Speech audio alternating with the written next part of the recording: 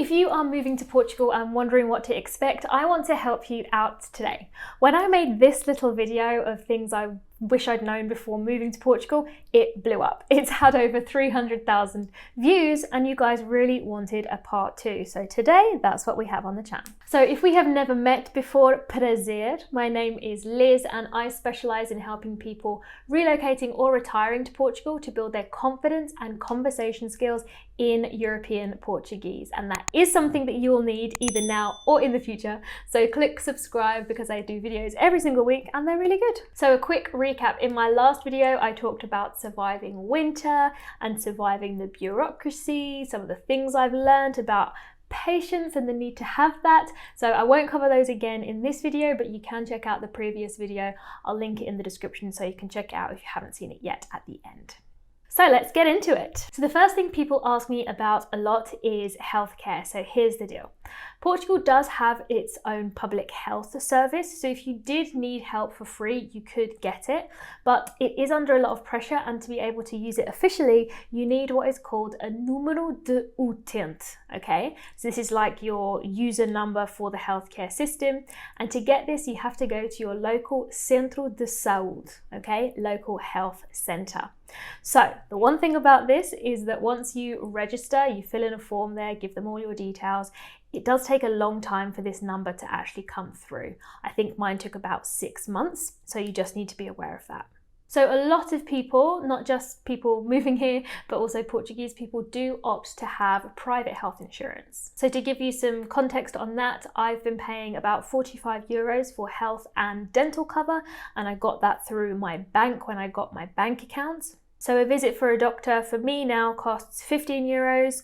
I recently had an ultrasound that cost 12 euros 50. So you can see that it is kind of manageable. So even though you are paying part of the cost of your visits and your exams, it's not extortionate, particularly if you're used to the healthcare service in the US. There are lots of videos on YouTube of how to find the right provider and plan, and that all of course depends on you and your health needs. So there's lots of research that you can do on that actually on YouTube. If you're not sure about how long you're staying when you first come, you can be covered by travel insurance.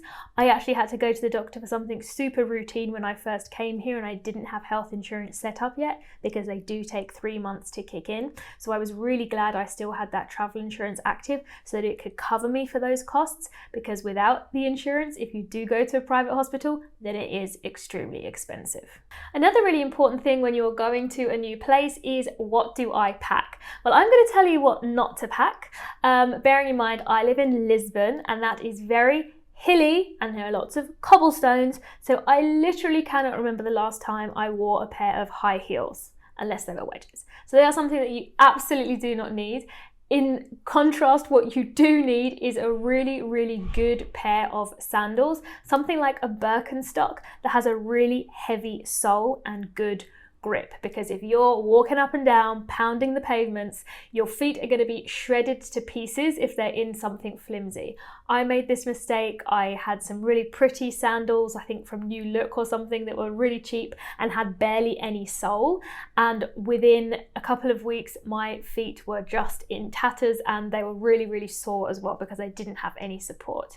So I can assure you that is one of my best pieces of advice, to make sure that you have really sturdy footwear here in Lisbon, and nothing like too pretty or delicate, and definitely not a heel.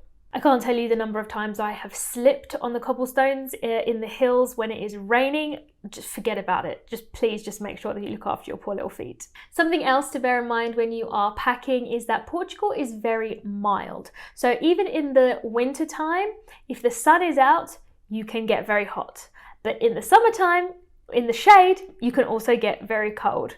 So I can't tell you the amount of times this has caused a problem for me, especially if it's a grey, rainy day. I will go outside in all these layers bundled up and then be sweating on my way to wherever I'm going and while I'm on the metro, and you end up taking all of these layers off. So the key here really is to pack layers that you can remove and put on where necessary. So it's now beginning of November. I don't think I've worn my big coat once at all yet. So what's really going to serve you well is something sleeveless. that you can wear if you get really, really hot, something warm over the top that can be taken off, and then something really lightweight and possibly waterproof that you can just stuff in a bag and have with you just in case you need it.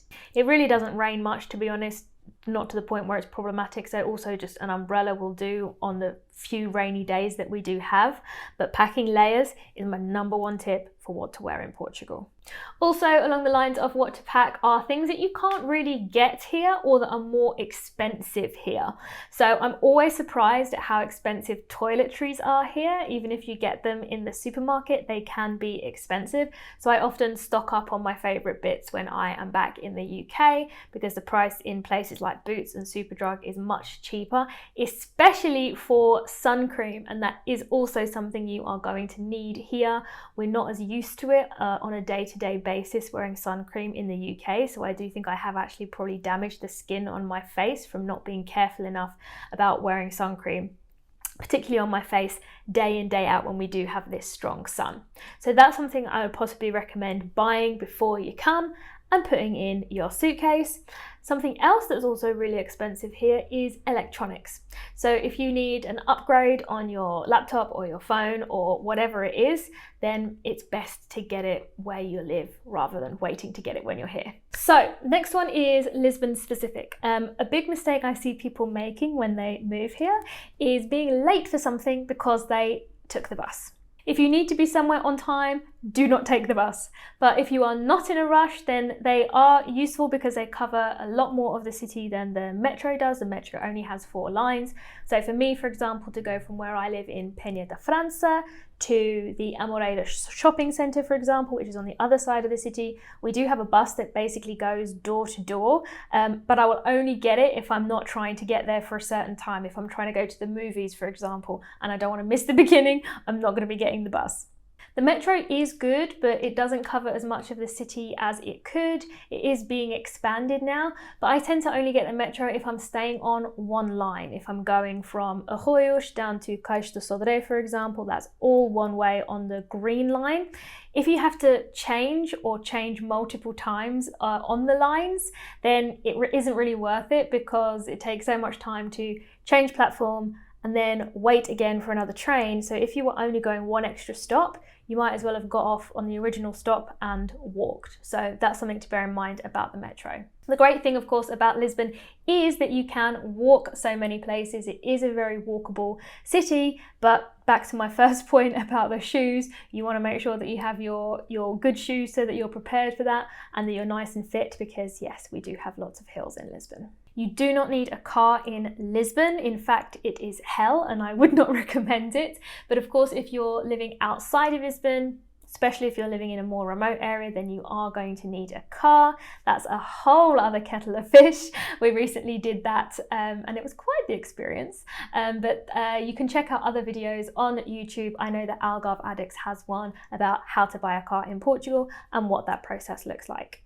But on the topic of language, culturally, the Portuguese really like it if you are greeting them with good morning, good day / afternoon, or good evening / night, which is bom dia, boa tarde, and boa noite.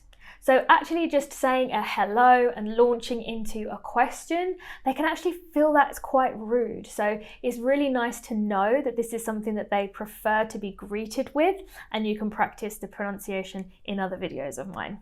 So at the absolute minimum, you need to learn these 3 phrases: bom dia, boa tarde, and boa noite. If you need help with the pronunciation, I have a free guide that is linked in the description that will help you say these well and not badly, so you can really get off on the right foot here. The last thing I wanted to mention is something that has quite literally changed our lives here in Portugal, and it's a kitchen appliance that the Portuguese are obsessed with. And I mean obsessed. Everybody knows what this is and everybody wants one. We were gifted some money for our wedding, so we thought, well, let's see what the fuss is all about with this thing. It's called a Bimby, but it's also called a Thermomix in other parts of the world, so maybe that's how you know it, and it's super popular in Portugal. So the way it works is somebody comes over to your house and actually makes you this full 4-course meal with soup and fish and lemonade and dessert, all in an hour and a half using the same machine.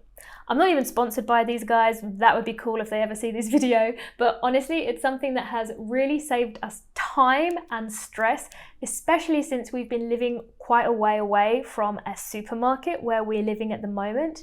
So to actually be able to make all our food, healthy food, at home and save time on the cooking and cleaning up has been really awesome. Mike has been unstoppable. He's been making all these super salads and cookies and curries.